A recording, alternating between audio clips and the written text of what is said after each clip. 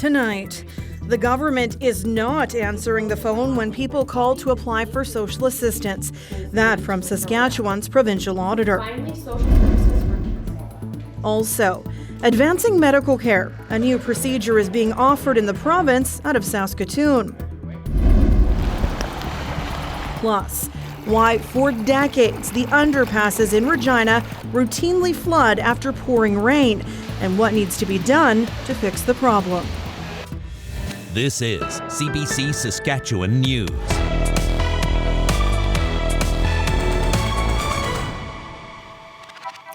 It is Tuesday, June 6th, and the CBC Saskatchewan News starts right now. Good evening and thank you for watching. Many people have been forced to evacuate their communities in the past month, some of them more than once. Evacuees from several First Nations, including Peter Ballantyne, Birch Narrows and Clearwater River, are making their way home now. But nearly 400 vulnerable people from English River First Nation and Buffalo River Dene Nation are still staying in hotels. For some, the stress is taking a toll on their mental health. Aishwarya Dutta reports. Wildfires forced many Northerners to flee their home, including 71-year-old Dorothy Dubois. I don't travel from home. It's really difficult for me to get on the highway and travel. She left her house in the village of Isla Cross last month and spent a couple weeks in a Saskatoon hotel. It's just tough. So because I don't travel, it was really tough getting out of the community.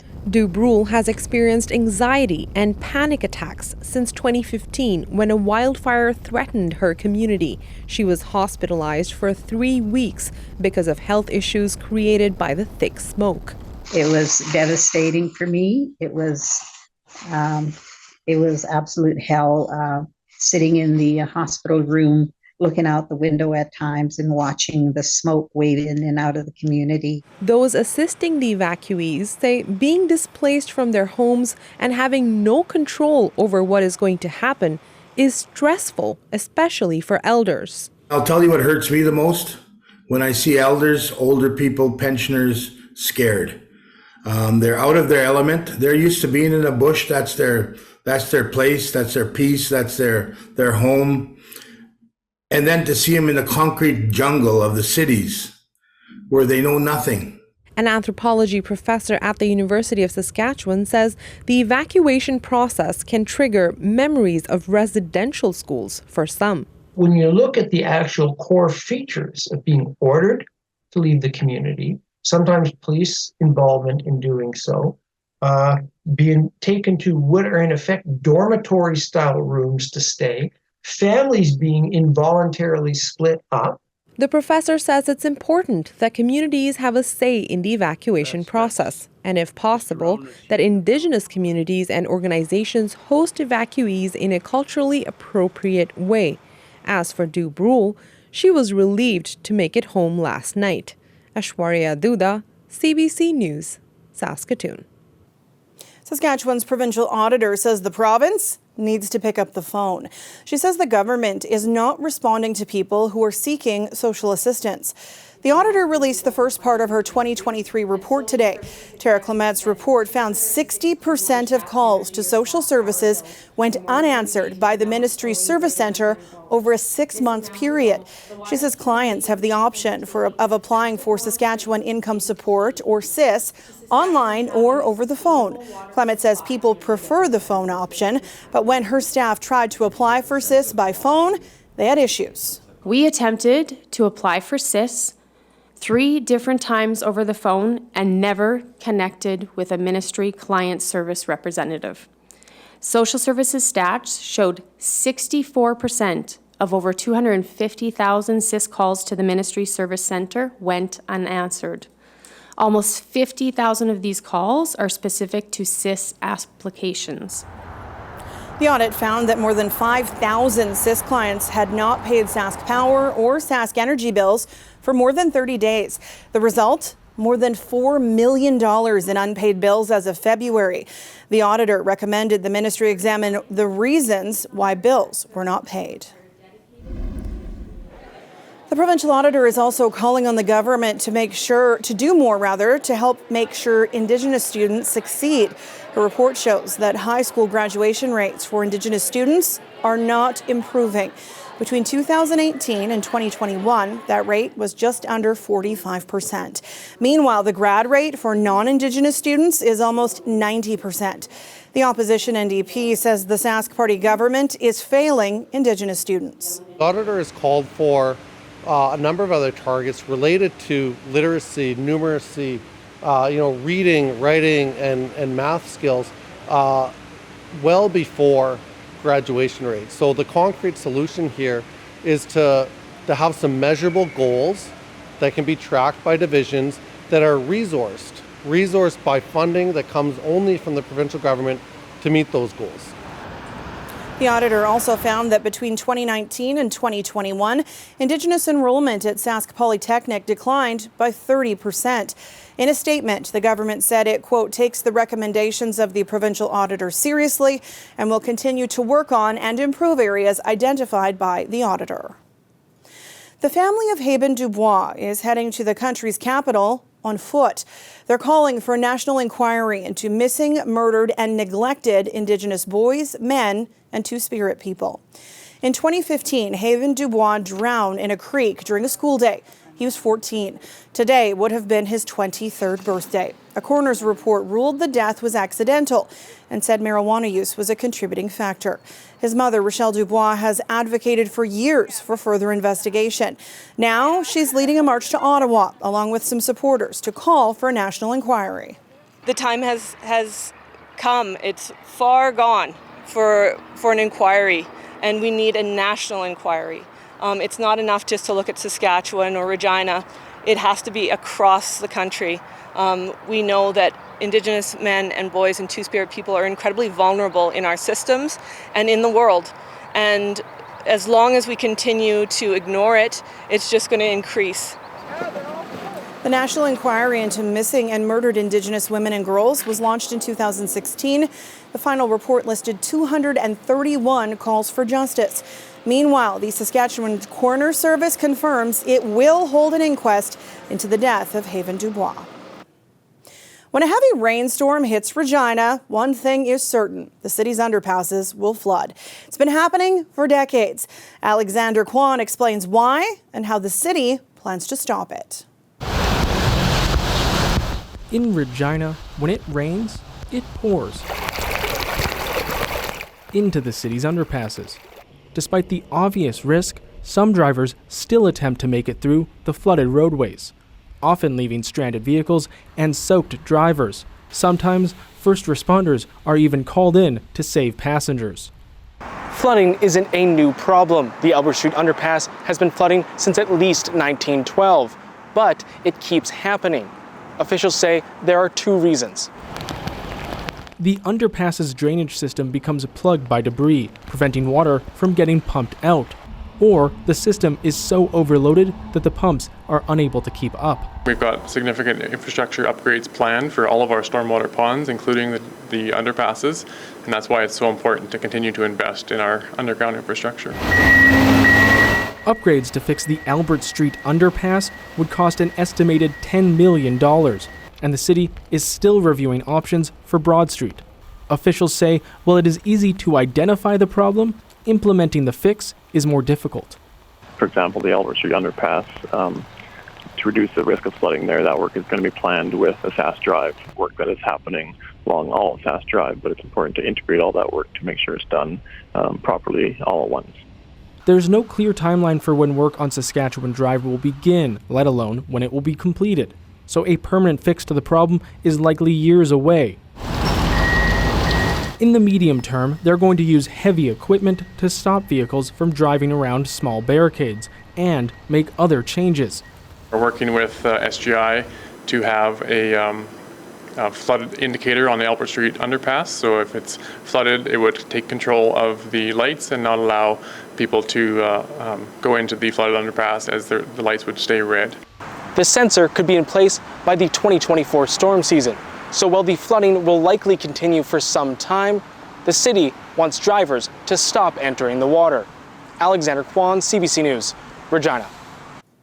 Special Rapporteur David Johnston faced tough questions from MPs today before a parliamentary committee. Johnston defended his reputation and his decision to reject a public inquiry into foreign interference allegations in Canadian politics.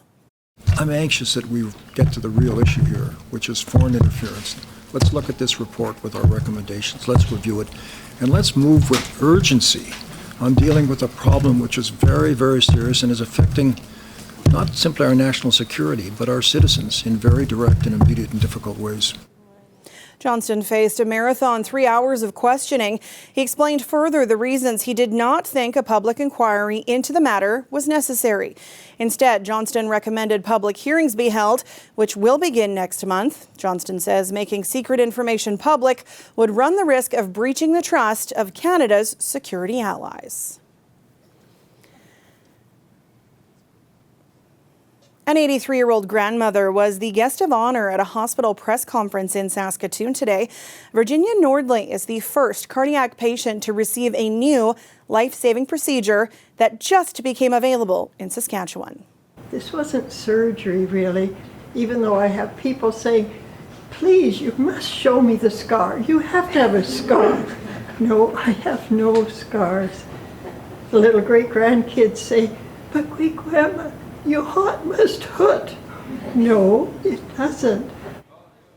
Nordley had a leaking valve repaired without undergoing open heart surgery. The province provided $330,000 to establish a transcatheter mitral valve repair program. Cardiologists use this device and a catheter to fix valves. It's a quicker, less invasive procedure. The cardiac team has done 7 since January. Regina Pat sensation Conor Bedard made Canadian Hockey League history over the weekend. Bedard won the league's top prospect, top scorer, and Player of the Year awards at the CHL Awards ceremony in Kamloops on Saturday. It's the first time since the top scorer award was introduced in 1994 that a player has won all 3 in a single season. The 17-year-old is the presumed #1 pick in this year's NHL draft. The Chicago Blackhawks hold the #1 overall pick in that draft, which is on June 28th. Giddy up! Woo! Woo! Woo! A first-person view of the ride down the new water slide at Riversdale Pool in Saskatoon. The outdoor pool is officially open, and with this heat, you know people are excited. Lathy Pool opens tomorrow, Mayfair's pool opens on the 13th, and George Ward will open on the 19th. All 4 outdoor pools offer a weekday swim special, $1.25 per person, Monday to Thursday from 6 p.m. until close. That is, unless there are swimming lessons running. As for this heat we are all trying to beat, Ethan will have your forecast after the break. Stay with us.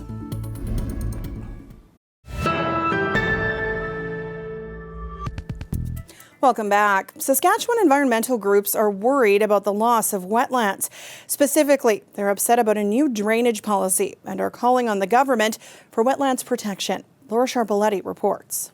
The McKell-Wascana Conservation Park in Regina was a fitting location for these environmental advocates to call on the province to stop draining wetlands.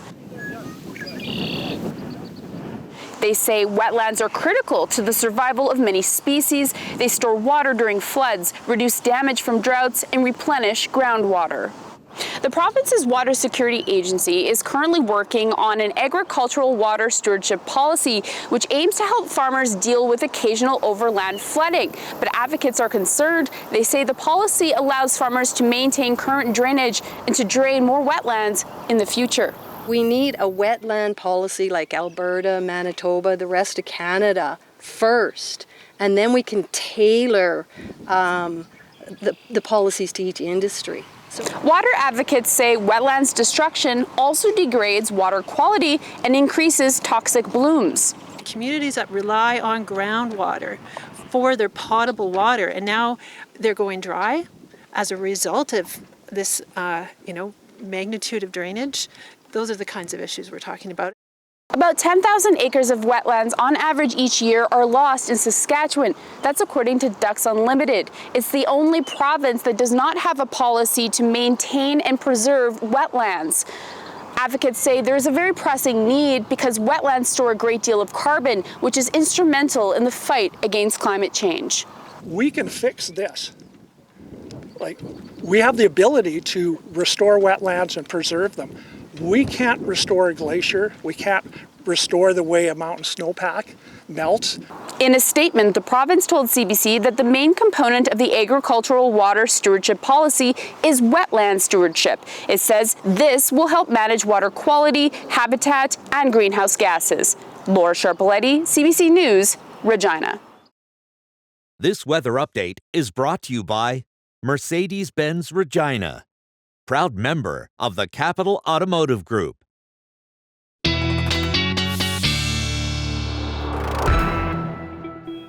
And our weather specialist, Ethan Williams, joins me now, and it's another stormy day. Another one indeed, yeah. This hot, humid air mass and a bit of systems moving through, causing what we are seeing out there right now. Let's take a look at where we're seeing some of these storms.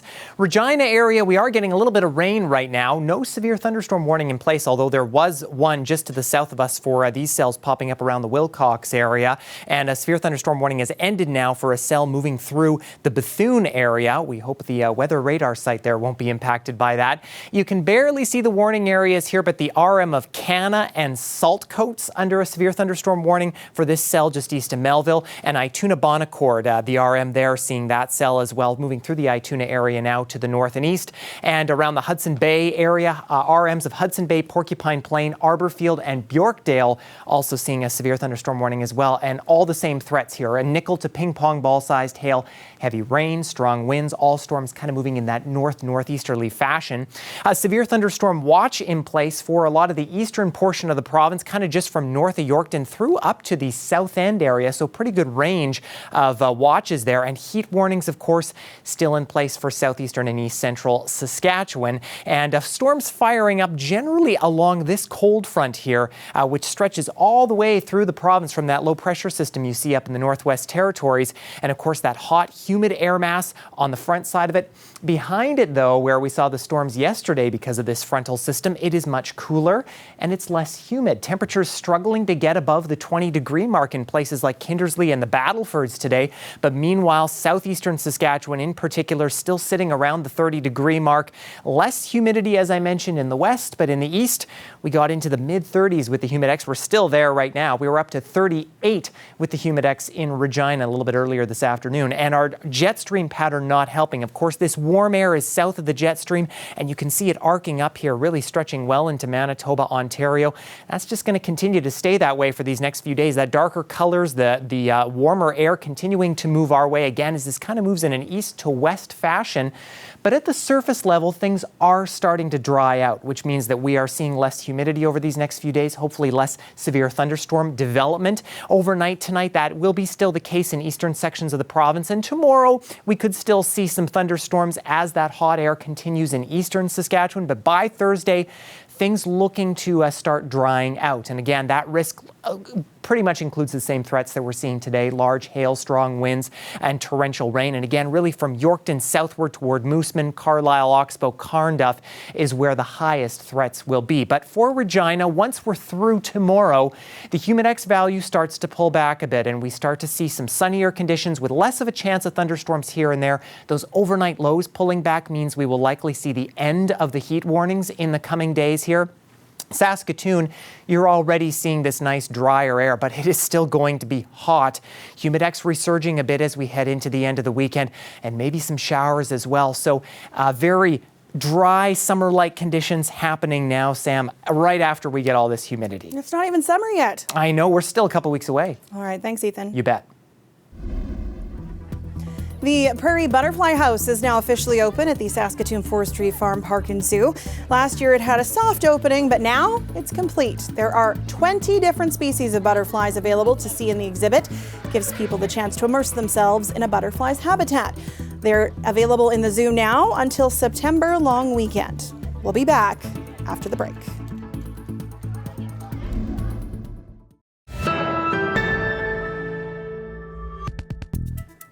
The Bank of Canada makes its next interest rate announcement tomorrow.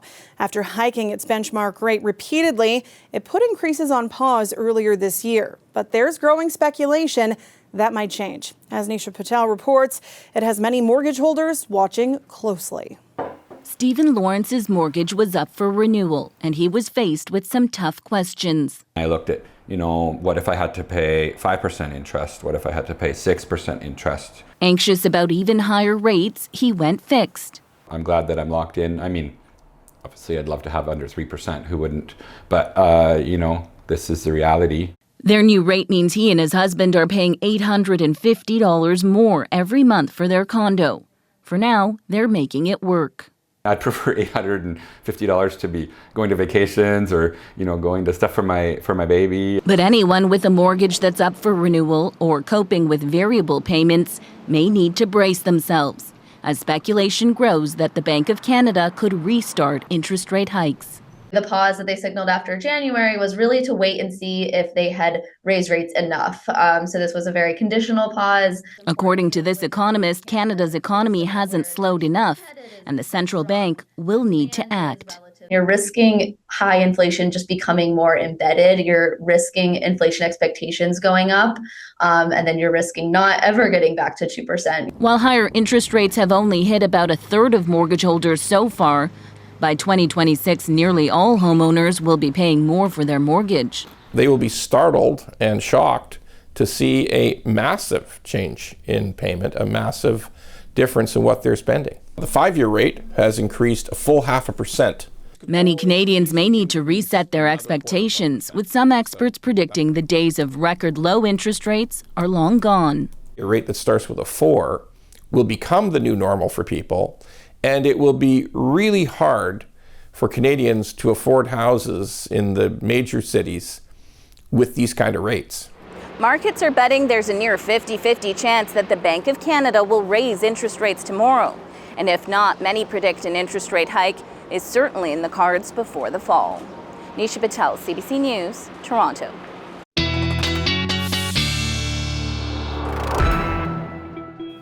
And Ethan's back with one last look at your weather. Still sweltering in Regina tomorrow. By the time we wake up and get going in the morning, 23 degrees at 8 a.m.